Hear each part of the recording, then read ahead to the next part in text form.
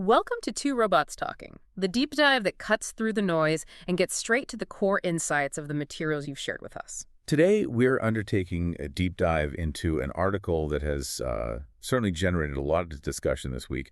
It's Jacob Savage's The Lost Generation. Right, and this piece, it really directly confronts the perceived consequences of institutional DEI policies. Exactly. Specifically, it looks at their impact on one demographic, white male millennials in professional America. Okay, so let's unpack this. Our mission here is to synthesize the author's central and, let's be honest, highly provocative claim, which is that for this specific group, the ones starting their careers around 2014, the rules of the game just fundamentally shifted. And often locked them out. And we're going to base our analysis entirely on the article's own material, Savage's personal stories, industry data, and testimony, looking at three key sectors: media, academia, and Hollywood. What's really fascinating is how the article frames it as a generational thing. For older white men, say Gen X or boomers, DEI was this sort of benign practice. Something that didn't really affect them or their power structure. Right. But for the millennials just starting out, the article claims it was presented as a profound shift in how power and prestige were distributed. So let's get into the mechanism behind that shift. The author starts with his own story to really set the stage. He does. It's January 2016. He's 31, and he and his writing partner are on the verge of being hired for a TV writer's room. The executive loved their script. They thought they'd finally made it, and then the job offer was just retracted. Pulled. And the reason given by the executive, who was a Gen X white man himself, was pretty blunt. What did he say? He apologized and explained that the room's higher-level writers were already all white men. And because of that, they just, quote, couldn't have an all-white male room. So it had nothing to do with their script or their talent. Nothing. It was about the demographic makeup of the room. This anecdote really illustrates the article's core argument. This mandate to diversify landed squarely on the entry and mid-level positions. Right where the millennials were, the people at the top, the ones doing the hiring, they were largely untouched by it. That's the claim. The burden fell downwards. And the data point from the article that backs this up in Hollywood is just, it's stark. Let's hear it. In 2011, white men were 48% of lower-level TV writers. Okay, so nearly half. By 2024, that number had plummeted to just 11.9%. Wow. That's a nearly fourfold drop in just over a decade. Now let's pivot to the media world, which faced a very similar reckoning. A decade ago, the big critique was that newsrooms were just too white and too male. Especially at those new media darlings like Gawker and Vice. Exactly. And this is where we get the story of Andrew, a millennial reporter who joins a big new media company in 2015. He's doing well, but after 5 years, he just hits a ceiling. He can't move up. And he starts noticing that management is becoming, in his words, obsessive about recruiting people of color. And that perception was, well, it was quickly backed up by some pretty intense post-2020 reforms.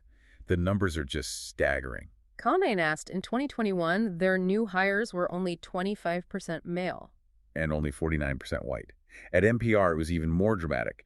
78% of their new hires that year were people of color. Even the New York Times newsroom, it went from being 78% white in 2015 to 66% white by 2024. That's a huge demographic swing. And this leads to a really key hiring dynamic the article describes, this idea of no backsliding. What does that mean exactly? It means that if a position was held by a woman or a person of color, the expectation was that it had to be filled by another diverse candidate. It created this systemic scarcity problem for white male applicants. And we have a quote in the source material from a senior hiring editor that it really lays this bare. Oh, this one is powerful. The editor said that white men were nearly half the applicants for jobs, but we're only filling about 10% of the open positions. And then came the really jarring part. The quote is, it was a given that we weren't going to hire the best person. It was jarring how we would talk about excluding white guys. To hear a hiring editor say that out loud, it suggests the institutions, according to the source, were prioritizing demographic targets over qualifications, at least for these roles. Right. And Andrew, the reporter, he eventually just left. 6 years in the same job, he applied everywhere. The Atlantic, the New York Times, couldn't even get an interview. He felt that the industry shrinking was just, as he put it, exacerbated by the racial and gender preference problem. And you see this starting at the absolute bottom of the pipeline. Since 2020, only 7.7% of interns at the Los Angeles Times have been white men. And the New York Times Fellowship, which is a direct feeder to the newsroom, had only 10% white men. The article also suggests this didn't just change who got hired, but also what stories got told. That newsrooms went from being center-left places in 2005 to incredibly left places. Okay, so if media was moving at light speed to react to this pressure, academia must have been the complete opposite, right? The ivory tower moves so slowly. That's a great way to put it. Academia is slower because of low turnover. Congress got rid of the mandatory retirement age for professors in '94. So you have all these older, overwhelmingly white male faculty just locked in place. Exactly, which is why at Harvard, white men are still 55% of the total faculty. That's a legacy of older hires. But if you look at the pipeline, the tenure-track jobs, That's where the change is happening. a dramatic change. For those positions, white men dropped from 49% in 2014 down to 27% in 2024. And in the humanities, it's even steeper. And you see this at other schools. The article mentions Berkeley, where white men were almost half the applicants in physical sciences. But only about a quarter of the actual hires. And Yale. Since 2018, only 7.9% of new tenure-track humanities hires have been white American men. The example from Yale's history department is wild. It has 10 white male professors over 70. But among the 16 tenured or tenure-track millennials, Only one is a white man. the article then details the administrative strategies that made this happen.